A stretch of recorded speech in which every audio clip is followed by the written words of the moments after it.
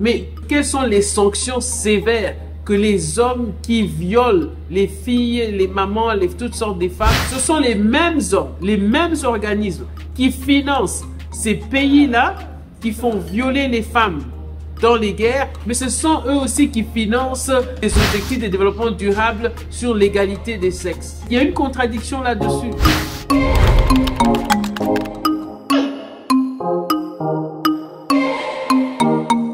Bienvenue à la Cour suprême virtuelle. Je suis votre procureur général Nancy Ngannou Wampanda. Nous avions commencé à parler sur les ODD, les objectifs de développement durable. Aujourd'hui, nous voyons les objectifs 5 et 6. Numéro 5, égalité entre les sexes. Parvenir à l'égalité des sexes et autonomiser toutes les femmes et filles. Je ne sais pas exactement comment on veut autonomiser les filles. Qu'est-ce que ça veut dire? Objectif 6, eau propre et assainissement.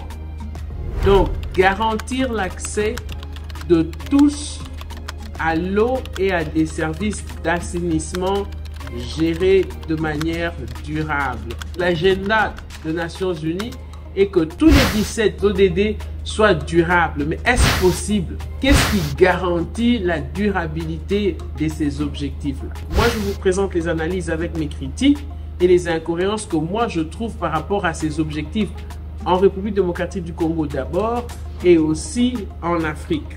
C'est à vous les juges, c'est à vous à faire le verdict. Première critique pour ce qui est de l'égalité entre les sexes. Pour moi, cet objectif est réduit à une représentation numérique. Donc, il y a un quota que l'Occident estime si on atteint 40% de représentation des femmes dans soit le gouvernement, soit dans les écoles ou ainsi de suite. Si ce quota est atteint, pour eux, ils estiment qu'il y a l'égalité de sexe. Mais ça n'a rien à voir.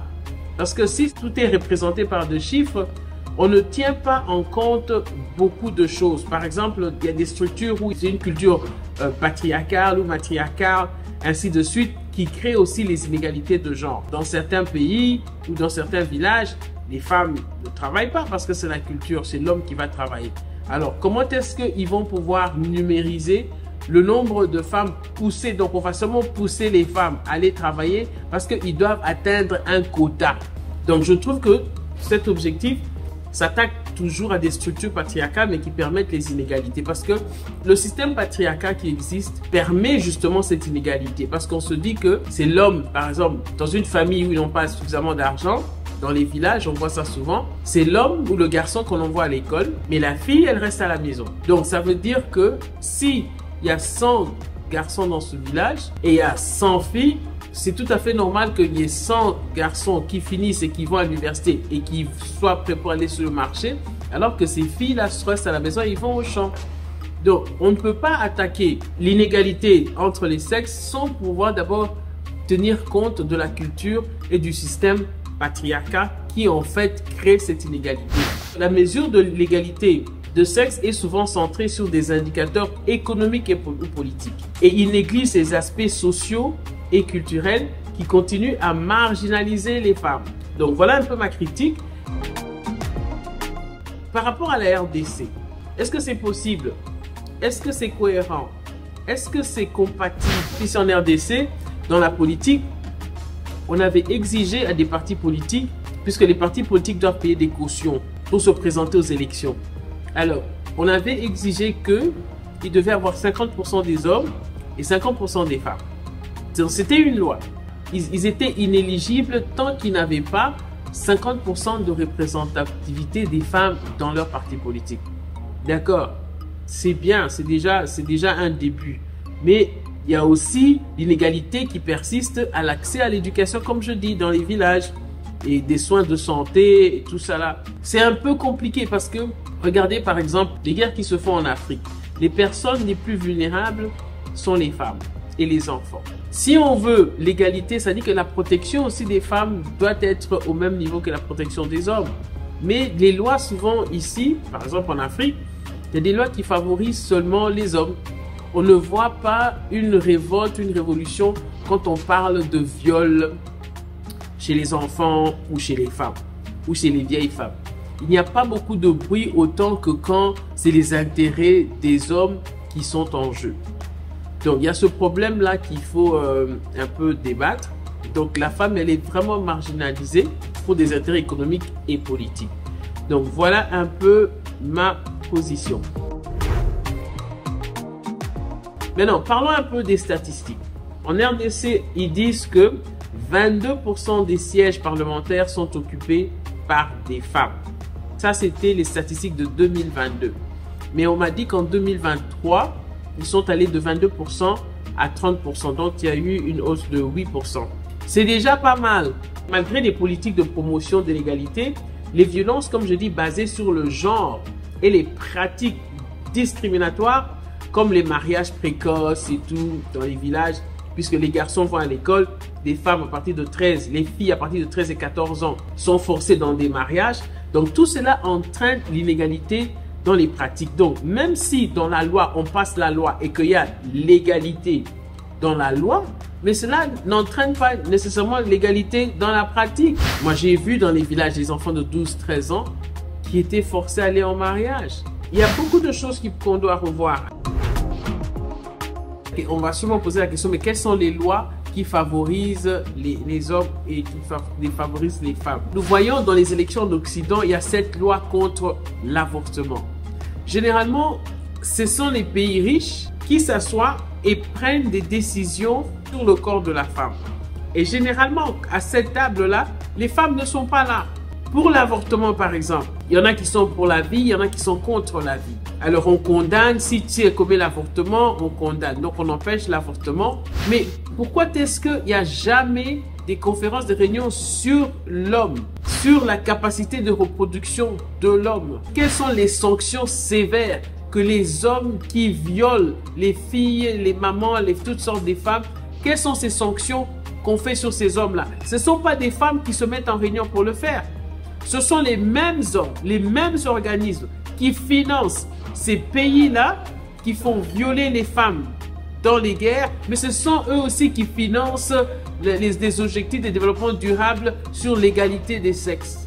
Est-ce qu'il y a une contradiction là-dessus? Par exemple, il y a des compagnies, parfois, on ne veut pas donner des positions aux femmes, surtout quand on sait qu'ils sont mariés, ils ont des enfants. Donc, on se dit que sûrement, elle ne sera jamais disponible, et ainsi de suite. Donc, on préfère quelqu'un qui est disponible. Même si on peut me dire qu'il y a eu des avancements parce qu'on a donné maintenant des congés de maternité aux hommes. Mais pourquoi, quand il s'agit du corps de la femme, ce sont des hommes qui se mettent à table et qui doivent décider? Alors qu'il y a des sérieux problèmes dans ce monde. Pourquoi est-ce que ce que la femme va faire avec son corps doit être décidé par des hommes? Moi, j'aimerais bien qu'on invite des femmes à des réunions et que les femmes décident ce que les femmes veulent qu'on fasse sur les hommes. Tous ces hommes qui violent des enfants, les pédophiles et tous ces gens-là. Donc, voilà un peu un exemple d'une des lois qui est vraiment discriminatoire, où avant d'attaquer l'égalité, de résoudre le problème d'égalité de sexe, il faut d'abord regarder ce côté-là. En RDC, 50% de la population n'avait toujours pas accès à des services d'eau potable, gérés en toute sécurité. Ça encore, ce ne sont pas nos données, ce sont les données des Occidentaux. Donc c'est eux qui font ces données-là, parce que nous, on n'a pas les moyens, ni les compétences, ni la formation de pouvoir contrôler cela. Donc, ils disent que 50%, sur 100 millions de personnes que nous sommes en RDC, on dit que 50% n'ont pas accès à l'eau potable. Et on dit, en Afrique subsaharienne, environ 418 millions de personnes n'ont pas accès à des services d'eau potable. Ce qui est encore grave, on dit qu'en RDC, seulement 19% des écoles et des établissements de santé ont accès à l'eau potable. Vous vous souvenez de l'ODD numéro 4? C'était santé et bien-être. Comment est-ce qu'on va apporter santé et bien-être alors que 19% des écoles seulement ont accès à l'eau potable? Donc, on a presque 80% des écoles, des établissements de santé qui n'ont pas accès à l'eau potable.